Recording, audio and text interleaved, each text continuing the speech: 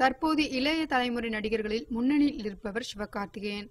எதிர்நீச்சல், வருத்தப்படாத வாலிபர் சங்கம், மான்காரத்தை போன்ற வெற்றி படங்களுக்கு பின்னர் சிவகார்த்திகேயன் சம்பளம் கோடியில் உள்ளது. தற்போது குழந்தைகளுக்கு பிடித்த நடிகர் பெயரை பெற்று தமிழக குழந்தைகளின் மனதில் இடம் பிடித்துள்ளார் சிவகார்த்திகேயன்.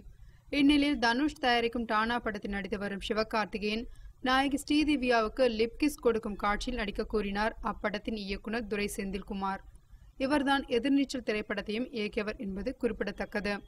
ஆனால் தன்னுடைய நடிப்பும் பெயரும் குழந்தைகளை வெகுவாக கவர்ந்திருப்பதால் லிப்கிஸ் காட்சியில் நடிக்க முடியாது என்று கூறி சிவகார்த்திகேயன் மறுத்ததாக கூறப்படுகிறது.